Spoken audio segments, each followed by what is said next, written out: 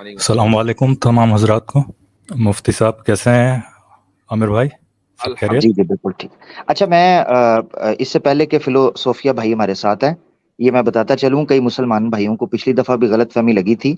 ये मुस्लिम भाई नहीं है एज पर देयर क्लेम, ठीक है। तो वो आके वैसे अस्सलाम वालेकुम बोलते हैं, तो कई मुसलमान बिल्कुल भी ये समझे ना कि वो मुसलमान है। तो उनके सवालों से कई लोग परेशान हो रहे थे कि ये कैसे सवाल पूछे। अब वो मुसलमान नहीं है ऑब्वियसली, तो वो इस तरह के सवाल ही पूछेंगे। जी सॉरी। ठीक है, चलिए, मैं मुसलमान नहीं हूँ पर खतना हुआ ये मान लीजिए आप, ठीक है। पहले खतना तो वो खतना स्टोरी वाले का भी हुआ था, क्या करें अब। हाँ, अब उसको अगर रिवर्स कर सके तो कर ले चलिए हमारी तरफ से। चलिए चलिए। आप कहना थे कि आप रिवर्स कर ले।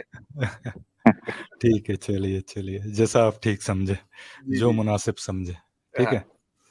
आप मुफ्ती साहब अभी एक आपने शायद मौजू उठाया था, और वो था जो फ्रेंच जो अभी जो इंसिडेंट्स चल रहे हैं पेरिस में, राइट? जो राइट्स चल रहे हैं बेसिकली उसके ऊपर आपने उठाया था, राइट? जी। तो उसमें कुछ जो पॉइंट्स थे मैं वो मेंशन करना चाहता था, शायद हो सकता है आप उससे एग्री करें नहीं करें, ठीक है। पर मैं आपकी पूरी गुफ्तगू नहीं सुन पाया था, मैंने सिर्फ इतना आपकी शायद लास्ट सुनी कि आपने बताया कि कुछ लाइब्रेरीज उसमें जला दी गई, हम्म, और आप और मैं शायद उसमें इत्तेफाक रखते हैं कि वो नहीं होना चाहिए, बेसिकली वो सही है। तो उसमें ये जो पूरा इंसिडेंट है, इसको मैं ये सोचता हूँ इस तरह से देखना चाहिए कि इसमें अभी किसी भी नतीजे पे पहुंचा नहीं जा सकता, क्योंकि इन्वेस्टिगेशन अभी रिपोर्ट आई नहीं है कि वो शख्स जो मारा गया, मेरे हिसाब से वो बिल्कुल गलत हुआ, उसमें कोई शक नहीं है, पर किस सरकमस्टांसेस में मारा गया इसकी अभी तहकीक होना बाकी है, राइट? तो जब तक पूरी तरह से उसकी तहकीक ना हो जाए, ठीक है। मैं इसमें इंटरप्ट करना चाहूंगा एक बार, मुफ्ती जी साहब जी अगर जी, आप मैं इजाजत दें। आपको अभी बताने वाला था कि जी बोलिए नॉलेज इस्लाम साहब। लेकिन मैं जी एक जी मिनट इस्लाम साहब, मैं एक मिनट आपको रोकूंगा। मैं चाहूंगा कि हमारे अबुल मारवी साहब जो हैं वो अपनी बात मुकम्मल कर लें, ताकि फिर ये ना कहें कि मैं ये कहने वाला था। आप अपनी बात मुकम्मल कर लीजिए, फिर मैं नॉलेज इस्लाम साहब आपसे कहूंगा। जी ठीक हाँ, है मुफ्ती मैं साहब। बस इसमें ये पॉइंट ऐड करा, एक ये पॉइंट ऐड करना चाह रहा था कि ये 2013 में या 2012 के आसपास शार्ली एब्दो का जो इंसिडेंट हुआ था, राइट? और 2015 में आई थिंक 2 बार हुआ कुछ, राइट? ठीक है। तो उन इंसिडेंट्स के बाद 2017 में फ्रेंच गवर्नमेंट ने ये जो है फ्रेंच गन लॉज को अमेंड किया बेसिकली, ठीक है। और उस अमेंडमेंट के तहत उन्होंने जो थ्रेशोल्ड जो था उसको लोअर कर दिया डेडली फोर्स यूज करने का। तो ये एक उसका इंसिडेंट है, ये तो मेरे ख्याल से किसी को शक नहीं होना चाहिए। पर उसमें जो अमेंडमेंट हुआ है उसका रीजन जो था वो जो टेररिस्ट अटैक हुए थे, मेरे ख्याल से जो है वो शायद सारे ही इत्तेफाक रखेंगे कि उनको हम टेररिस्ट अटैक मान सकते हैं बेसिकली, राइट? तो वो एक रीजन रहा है। और दूसरा ये भी रहा है कि डेंजरस वेपन्स की जो डेफिनेशन है वो चेंज कर दी गई। पहले जो है गन्स थी और ये थी, दूसरे बाद में उन्होंने डेंजरस वेपन्स में दूसरे वेपन्स, दूसरे भी आइटम्स को इंक्लूड कर दिया, जैसे क्रोबार हो गया है, बेसबॉल बैट हो गया, या इवन नाइफ्स नाइफ्स हो गए, वो भी उसमें इंक्लूड हो गए। तो ये एक रीजन रहा। तो इसलिए मेरा ये कहने का पॉइंट था कि जब तक इसमें पूरी तहकीक नहीं हो जाए एग्जैक्टली क्या सर्कमस्टांसेस में गन यूज हुई है, वो कहना बड़ा मुश्किल होगा कि ये जो राइट्स के बेसिस है वो मेरे ख्याल से वो तो हर हालत में गलत है। ठीक आप है। पब्लिक प्रॉपर्टी को अगर तो डिस्ट्रॉय कर रहे हैं तो आप अपने जो टैक्स पेयर्स हैं उसका। मैं आपसे ये समझना चाह रहा हूँ कि आपको जो ऑब्जेक्शन है, आपको मेरी बात पे कोई ऑब्जेक्शन था जो आपने सुना? मैंने आपकी बात माजरत के साथ कहूंगा कि मैंने आपकी बात नहीं सुनी, तो मैं नो उस पे, प्रॉब्लम, नो हाँ। प्रॉब्लम। आपको इस पर यानी हमारा मौक़िफ़ ये है कि जो वहाँ पर जो भी लूट-मार मची हुई है, वो गलत है। यानी ज़ाहिर है कि पब्लिक ऑर्डर जो है वो ज़रूरी है। इस पर आपको कोई एतराज़ है? नहीं, इस पर मतलब जो लूटमार हुई है अगर वो तो गलत, अगर हाँ। पुलिस ने अपने हाथ, अपनी ताकत का गलत इस्तेमाल किया है तो वो भी गलत है। इस पर भी मेरा और आपका इत्तेफ़ाक है। ठीक है?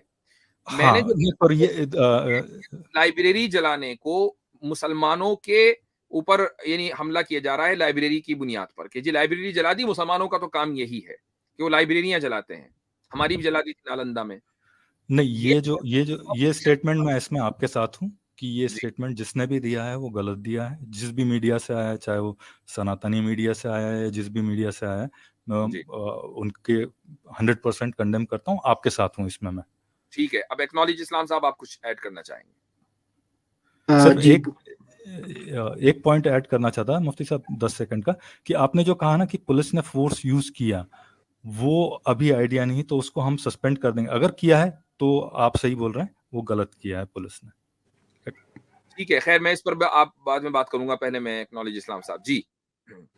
जी बहुत शुक्रिया मुफ्ती साहब। पहले आमिर हक भाई आपको भी ईद मुबारक। मैं थोड़ा अभी बोल नहीं पाया, मैं बीच में, मैं नहीं चाहता था मैं बीच में मुबारक, खैर थोड़ा मुबारक, लेट है नो प्रॉब्लम, खैर जी। मुबारक।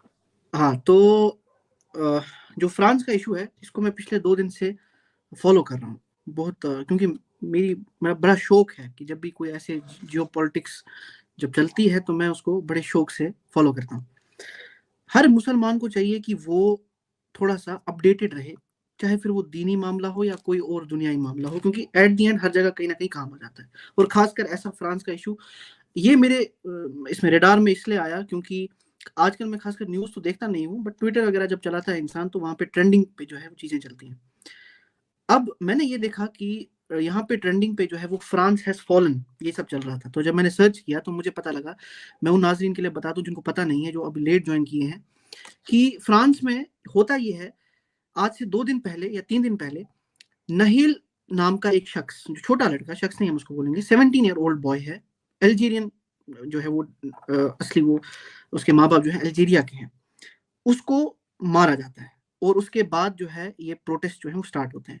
अभी फिलोसोफिया भाई ने ये बात कही कि हमें ये बात पता नहीं है। आई गेस ये उन्होंने इसलिए कही होगी क्योंकि उन्हें अभी उनको अभी करंट अपडेट्स का नहीं पता, बट चार्जशीट जो है वो बन चुकी है और ये सामने भी आ चुका है कि हुआ ये था, ये 17 साल का लड़का मर्सिडीज गाड़ी ये चला रहा था और इसको एक चेक पॉइंट पे की ट्रैफिक जो लाइट थी वहां पे रुकना था, लेकिन ये रुका नहीं।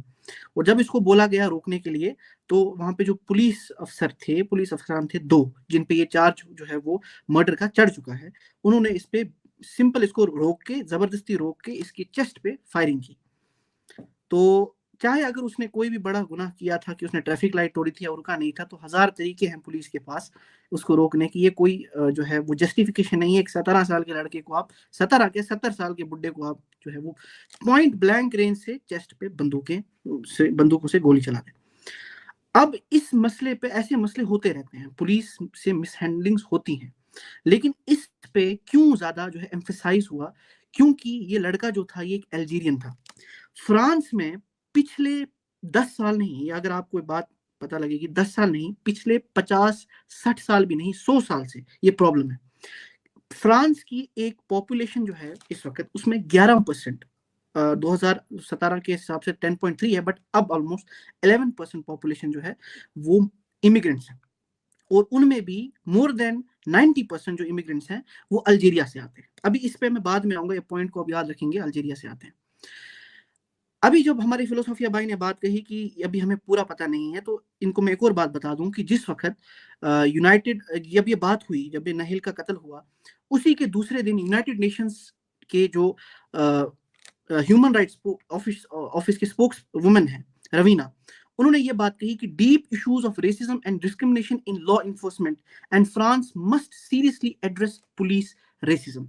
ये जो चीज है 2020 में हमने जॉर्ज फ्लॉयड के केस में भी देखी, यूएसए में जब जॉर्ज फ्लॉयड को मारा गया और उसके बाद खुला एक तरीके से राइट्स हुए, लोग सड़कों पे उतरे, पूरी दुनिया में एक मूवमेंट शुरू हो गई ब्लैक लाइव्स मैटर की। अब यहाँ पर भी वो सेम चीज होती है कि एक 17 साल के बच्चे को मारा जाता है। एक यहाँ पर ये क्या हुआ, सब्र का बांध टूट गया, क्योंकि वहां के इमिग्रेंट पॉपुलेशन पर, खासकर मुस्लिम पॉपुलेशन पर इतना शदीद जुल्म, रेसिज्म किया जाता है पुलिस के जरिए या ब्यूरोक्रेसी के जरिए, या इनफैक्ट वहां के नेटिव जो लोग हैं वो भी करते हैं, सारे नहीं, कुछ लोग। अब यहाँ पर आपने एक और चीज नजर रखनी है कि मुफ्ती साहब, मैं आपको एक बात बता दूं कि हदीस में आता है कि हमारे दाएं और बाएं तरफ 2 फरिश्ते होते हैं, और राइट वाला जो है वो सही हमारे अमाल लिखता है और जो लेफ्ट वाला है वो जो है हमारे गुनाह लिखता है। लेकिन इंडियन जो बॉट्स हैं उनको देख के मुझे लगता है जो लेफ्ट वाला हमारा फरिश्ता है वो कहता होगा मैं जो है वो रिटायरमेंट ले लेता हूँ, क्योंकि सुबह सवेरे उठ के जो इंडियन बॉट्स हैं उनका यही काम होता है कि आज मुसलमानों ने क्या किया, पीसफुल कम्युनिटी ने आज यहाँ पे क्या किया, वहां पे क्या किया, बम हो कहीं फट गया तो ये तो नहीं हो गया, क्योंकि ये उनका काम है। अब उन्होंने क्या किया, उन्होंने इसको हमारे रिलीजन से जो है वो इसको तस्बीह दे दी कि ये देखो जी, जहां पे ये होंगे वहां पे तो गन तो होगा ही। 2020 में जब जॉर्ज फ्लॉयड का केस हुआ तब ये बात सामने क्यों नहीं आई? अब मैं एक और चीज इनकी हिपोक्रेसी सामने लाता हूं कि 2000 जो ये यूरोपियंस है ना जो इस वक्त शोर उठा रहे हैं कि देखिए जी इमिग्रेंट पॉपुलेशन के वजह से क्या हो रहा है, वो है राइट विंग। और राइट विंग की अगर मैं आपको ट्वीट्स भी दिखा सकता हूँ, लेकिन एक्चुअली मेरा लैपटॉप खराब हो गया, मैं नहीं आ सका उस वजह से। उसमें उन्होंने ये इसमें इजाफा कर दें कि जब ईरान में प्रोटेस्ट चल रहे थे तो ये लोग प्रोटेस्टर्स के साथ थे, ये गवर्नमेंट के खिलाफ है। आज ये फ्रेंच गवर्नमेंट के साथ हैं, प्रोटेस्टर्स के खिलाफ हैं। तो ये इनकी बिल्कुल यहाँ पे बिल्कुल वहां पे वो एनआरकी के हक में थे, यहाँ पे वो एनआरकी के अगेंस्ट है। बहरहाल मैं ये कह रहा था कि नहीं, वहां पे जो ईरान में जो है कौन सा लॉ जो है वो वायलेट किया गया था, आप ये बताएं। पर भी उसी तरीके से सड़कों पर पहुंचाई गई जिस तरीके से दूसरे मुल्कों के अंदर, फ्रांस या अमेरिका के अंदर हुआ है। यानी लोगों को अच्छा खासा एक आदमी चला जा रहा है। मुझे एक बात बताइए, पीछे से एक लड़की आई और जो साहब थे जिन्होंने पगड़ी पहनी हुई थी, उनकी पगड़ी खींच दी पीछे से। क्या ये असॉल्ट दुरुस्त है? नहीं, मैं वो बोल रहा हूँ, वो जो ईरान की जो लड़की जो मारी गई थी कस्टडी में, उसने कौन सा लॉ वायलेट किया था जिसके लिए उसको मार दिया गया, जबकि वो कस्टडी में ऑलरेडी थी? बिल्कुल ऐसे ही जबकि वो ऑलरेडी कस्टडी में है आपके। ऐसी है आमिर भाई? नहीं, ये असल में सुनना नहीं चाह रहे, तो फिल भाई जरा सुन ले जी। तो इस तरीके से पहले आपने ईरानी गवर्नमेंट के इन्वेस्टिगेशन रिपोर्ट को नहीं माना और ये कहा कि ये बायस है। तो मुझे एक बात बताएं, आपने फ्रेंच गवर्नमेंट के ताल्लुक से ये नजरिया क्यों कायम कर लिया कि अजी अभी तो इन्वेस्टिगेशन चल रहा है, जरा इन्वेस्टिगेशन होने दे? क्या वो बायस नहीं होगा? बिल्कुल जी। मुफ्ती साहब अगर मैं इसमें ऐड करना जी, आप बोलिए। एक्नॉलेज इस्लाम भाई, बोलिए आप। हाँ, मैं इसमें अब थोड़ा सा मैं चाहता हूँ, थोड़ा सा 2 मिनट में और बोलूं, बस उसके बाद आप बोलिएगा जी। वो ये है, मैं यहाँ पे बोल रहा था, आपकी बात जो है, आपकी आवाज कट कट के आ रही है बीच बीच में थोड़ी बहुत। नहीं, उनकी ठीक आ रही है। नहीं, ठीक आ रही है, बिल्कुल सही जी। ठीक है। हाँ, तो मैं ये कह रहा था, मैं जो इंडिया में जो इस्लामोफोब्स हैं और जिसका फायदा उठा रहे हैं हम लोगों को टारगेट करने के लिए, मैं उनका एक माइंड जो है ना वो क्लियर करना चाहता हूँ। जब वहां पे पोलैंड की तरफ से भी फ्रांस को जो है बड़ी ताने दिए गए कि देखिए जी हमने कोई इमिग्रेंट नहीं लिया, आपने लिया और देखिए क्या हुआ। वहां पे वो मुसलमान में फर्क नहीं कर रहे, मुसलमान और इमिग्रेंट में। वहां पे ये कहते हैं थर्ड वर्ल्ड कंट्री से किसी को मत लाओ, फिर चाहे वो इंडिया हो, पाकिस्तान हो, बांग्लादेश हो, या फिर कोई अफ्रीकन नेशन हो या मिडिल ईस्टर्न नेशन हो, वो हम सबको कुत्ता समझते हैं। सिंपल सी बात है। फिर वो कोई ब्राउन हो या कोई ब्लैक हो, वो हमें ये नहीं देखते कि ये मुसलमान है। हाँ, मुसलमानों को कुछ हाई लेवल का रेसिज्म आजकल देखना पड़ रहा है, लेकिन मैं आपकी गलतफहमी दूर करना चाहता हूं। अगर आपको ये लगता है कि वो आपके भाई हैं तो ऐसा नहीं है। वो आप जो है मुस्लिम्स को इस पर मार्जिनलाइज कर रहे हैं। लेकिन जो फ्रांस के और यूरोपियन जो कंट्रीज हैं, उनके जो राइट विंग पॉपुलेशन है, जो राइट विंग पॉलिटिशियंस हैं, वो इस वक्त सबको एक ही नजर से देखते हैं। ये एक बात होगी। दूसरी बात, अभी मैंने आपको बताया था कि 11% पॉपुलेशन जो फ्रांस में इमिग्रेंट्स की है, जिसमें से मैक्सिमम लोग अभी प्रोटेस्ट कर रहे हैं, और इसमें मुस्लिम्स ही नहीं, जो एक्सट्रीम लेफ्ट है वो भी इसमें शामिल है। उन लोगों में से मैक्सिमम पॉपुलेशन अल्जीरिया की है। क्या कभी किसी मुसलमान ने ये सवाल किया कि अल्जीरिया से लोग क्यों आ गए? क्योंकि हमेशा ये बोलते हैं ना कि आप जो है यहाँ क्यों आ जाते हो, आपको अपने मुल्क को तबाह कर देते हो और फिर यहाँ पे आ जाते हो हमें तंग करने के लिए। तो हिस्ट्री खोल के पढ़ें, more than 60 lakh 6 million people were killed in a genocide by French colonization. जो फ्रेंच कॉलोनीज थी अल्जीरिया और तुनिशिया में, वहां पर फ्रांस की आर्मी ने जो जुल्म और ज्यादती की है अल्जीरिया के लोगों के साथ, उसका जो है ना और आज तक बेशर्मी ये है कि वो फिलोसोफिया साहब, अबुल मार्ली साहब, एक बात बताइए, आपसे सवाल है। जो फ्रेंच गवर्नमेंट ने जो कॉलोनियलाइजेशन के दौरान जो जराइम किए, जो हरकतें की, जो जेनोसाइड्स किए, आप उसको सपोर्ट करते हैं या नहीं करते? नहीं, बिल्कुल नहीं। कोई भी ऐसा हो, चाहे वो उसकी इन्वेस्टिगेशन चल रही है हजरत, इन्वेस्टिगेशन चल रही है। चाहे वो बानू कुरैजा का क्यों ना हो, मैं उसको भी कंडेम करता हूँ। नंबर 2, आप उसको टेररिज्म बोलते हैं या नहीं बोलते हैं? मेरे हिसाब से कॉलोनाइजेशन चाहे कहीं का भी हो, चाहे वो ब्रिटिशर्स का हो, चाहे आ जाएंगे। हालांकि हिस्टोरिकली जमीन आसमान का फर्क है। I know what you are trying to do, लेकिन मुझे एक बात बताइए, आप अपने इन वफादार, जिनकी आप वफादारी भरते हैं, उनको आप टेररिस्ट नहीं कहना चाह रहे हैं? जबकि मैं तो कह रहा हूं कि वो गलत काम है। टेररिस्ट मतलब अगर पॉलिटिकल, आप ये कहेंगे, क्या आप ये कह सकते हैं कि French government is a terrorist government? वो उस जमाने की जो कॉलोनाइजर भी माफी नहीं मांगी है, आज भी उसकी हरकतें वैसी ही हैं। क्या आप उसको टेररिस्ट गवर्नमेंट कहेंगे मुफ्ती साहब माफी मांगने नहीं से मुफ्ती इनकार साहब कर मुफ्ती दिया साहब है, आज की अपॉलजी डेट कभी में नहीं की। आज की डेट में जैसे अगर रशिया कर रहा है जो यूक्रेन पे, तो उसको हम कह सकते हैं कि टेररिस्ट गवर्नमेंट है। यूक्रेन पे भी आ लेकिन अगर फ्रांस फ्रेंच गवर्नमेंट को आप टेररिस्ट गवर्नमेंट कहेंगे या नहीं कहेंगे? मैं आपकी किस बिना पे आप बताइए, मेरे को रीजन बताइए, फिर मैं बताऊंगी कि हाँ या ना। फ्रेंच गवर्नमेंट ने उन लाखों लोगों के जेनोसाइड से माफी मांगने से इनकार कर दिया, तो वही स्टैंडर्ड के जो आप लोग अप्लाई करते हैं मोरालिटी का, उसी स्टैंडर्ड की बुनियाद पर फ्रेंच उनको आप गलीच कह सकते हो, लेकिन टेररिस्ट नहीं कह सकते, क्योंकि टेररिस्ट वो थे जिन्होंने किया है काम। ठीक है, क्यों नहीं कह सकते हो, गलीच कह सकते हो अगर कहना चाहे तो। एक मिनट, टेररिस्ट वो है जिसने वो एक्ट किया है। मुफ्ती साहब ये अपनी डेफिनेशनल जो डिस्टिंक्शन है बहुत जरूरी है। तो अच्छा, तो इसका मतलब ये है कि अगर मिसाल के तौर पर आपकी डेफिनेशन के एतबार से तालिबान ने जो कि 9/11 नहीं किया था और अमेरिका का इल्जाम मसलन अलकायदा के ऊपर है, तो क्या तालिबान को आपने टेररिस्ट नहीं माना था? गुड वन माशाल्लाह। क्या बोलिए, फिर से बोलिए।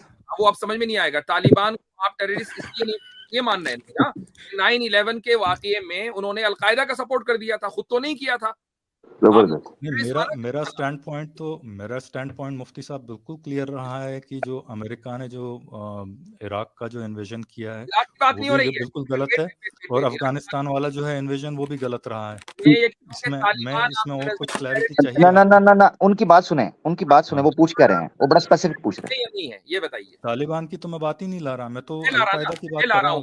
मैं ला रहा हूँ, आप नहीं ला रहे, मैं ला रहा हूँ। उन्होंने अलकायदा को सपोर्ट किया, तो क्या आपकी नजर में तालिबान टेररिस्ट हैं या नहीं है? अगर सपोर्ट किया है तो बिल्कुल है। ठीक है, तो ऐसे ही फ्रेंच गवर्नमेंट ने उस गवर्नमेंट का सपोर्ट किया है जिस गवर्नमेंट ने लाखों लोगों को, अल्जीरियंस को कत्ल किया और उनसे माफी का मुतालबा किया गया। तो देखिए मुफ्ती साहब, यहाँ टाइमलाइन का फर्क हो गया। अच्छा मुफ्ती साहब, मैं अभी कंप्लीट करना चाहता हूँ। Let me just talk to him.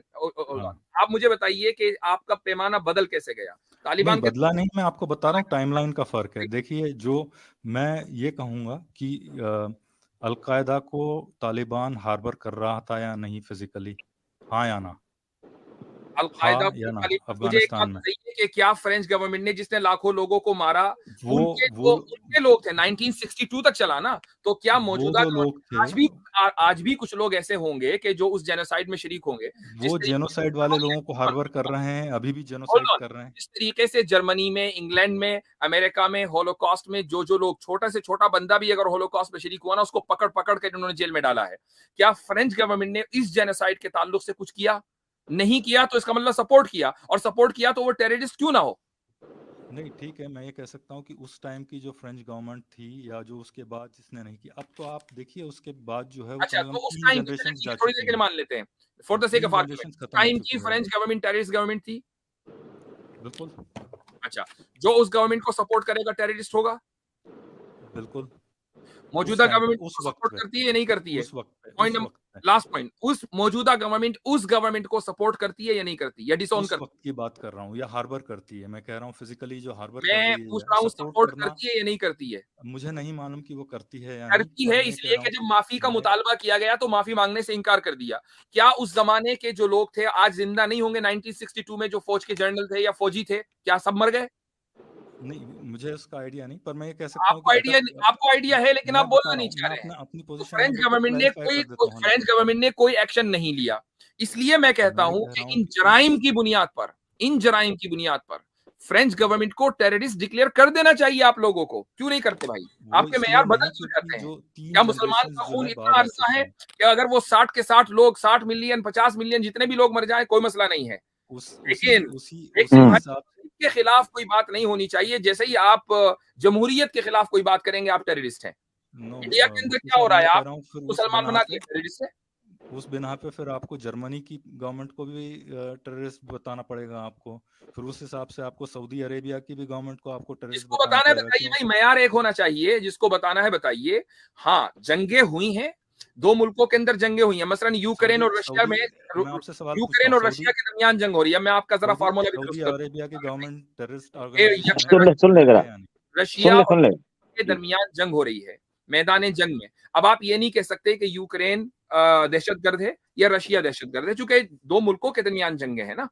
Genocide अगर रशिया अवाम का जेनोसाइड करेगा, अवाम का, फौजियों का नहीं, अवाम का जेनोसाइड करेगा तो हम रशिया को भी कहेंगे, और यूक्रेन अगर करेगा तो हम यूक्रेन को कहेंगे। जो भी जेनोसाइड करेगा निहत्थों का, अवाम का, जो हथियार उठाकर नहीं लड़ रहे हैं, ये दहशतगर्दी है। ये हमारा फार्मूला है।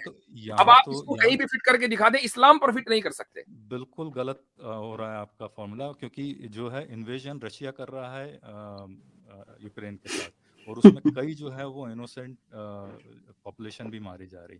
दूसरी चीज, आप क्या सऊदी अरेबिया को मानते हैं यमन में हमला करने के लिए टेररिस्ट कंट्री मानते हैं आप?